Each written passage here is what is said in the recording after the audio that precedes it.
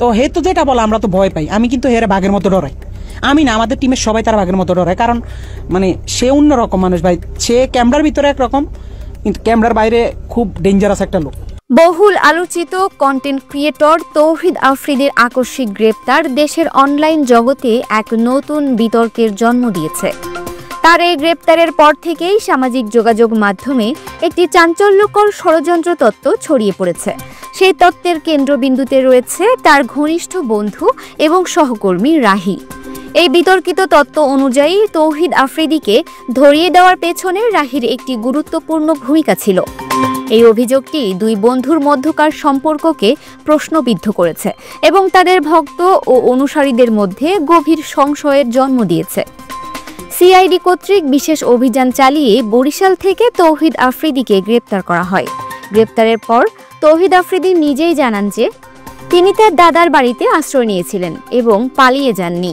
তিনি আরও বলেন যে তার স্ত্রী অন্তঃসত্ত্বা হওয়ায় তিনি আত্মগোপন করেছিলেন।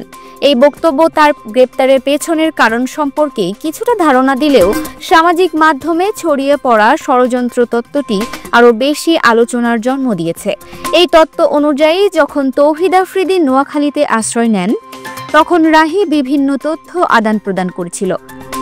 এরপর যখন আফ্রিদি বরিশাল চলে যান, তখন রাহির দেওয়া তথ্যের ভিত্তিতেই তাকে গ্রেপ্তার করা হয় বলে ধারণা করা হয়। এই তত্ত্বের কোনো সুনির্দিষ্ট প্রমাণ না থাকলেও তা জনগণের মনে গভীর সন্দেহ তৈরি করেছে। ভিডিওতে বলা হয় তৌহিদ আফ্রিদি এতটাই গোপনভাবে অবস্থান করছিলেন যে তার প্রতিবেশীরাও জানতেন না যে তিনি সেখানে লুকিয়েছিলেন। গ্রেপ্তারের পর তারা এই বিষয়ে জানতে পারেন। এটি প্রমাণ করে যে আফ্রিদি তার অবস্থানকে যতটা সম্ভব গোপন রাখার চেষ্টা করেছিলেন। কিন্তু প্রশ্ন হলো, যদি তিনি এতটাই গোপনে ছিলেন, তাহলে আইন শৃঙ্খলা রক্ষাকারী বাহিনী কিভাবে তার সঠিক অবস্থান খুঁজে পেল? এই প্রশ্নটি ষড়যন্ত্র তত্ত্বটিকে আরও শক্তিশালী করেছে। জনগণের একটি অংশ বিশ্বাস করে যে তার কোনো ঘনিষ্ঠ বন্ধু বা পরিচিত ব্যক্তি তাকে ধরিয়ে দিতে সাহায্য করেছে এবং রাহি যেহেতু তার সবচেয়ে ঘনিষ্ঠ বন্ধুদের একজন, তাই সন্দেহের তীর তার দিকেই গিয়েছে। তবে এই অভিযোগের বিষয়ে গণমাধ্যম থেকে প্রশ্ন করা হলে রাহি তার অবস্থান পরিষ্কার করেছেন। তিনি এই কথাগুলো সম্পূর্ণ মিথ্যা বলে উড়িয়ে দিয়েছেন। রাহি বলেন যে তৌহিদ আফ্রিদির সঙ্গে তার শেষ কথা হয়েছিল গত ৩ জানুয়ারি, তাদের ১ বছর পূর্তির দিনে। এরপর তাদের আর কোনো যোগাযোগ হয়নি।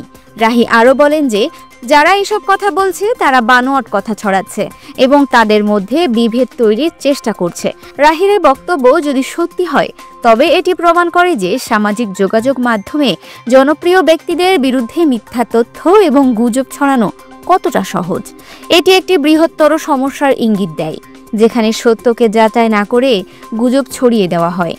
এই ঘটনাটি কেবল দুটি বন্ধুর সম্পর্কের ওপর প্রভাব ফেলেনি, বরং এটি সামাজিক মাধ্যমে কন্টেন্ট ক্রিয়েটরদের মধ্যেকার বিশ্বাস এবং আস্থার সংকটকে তুলে ধরেছে।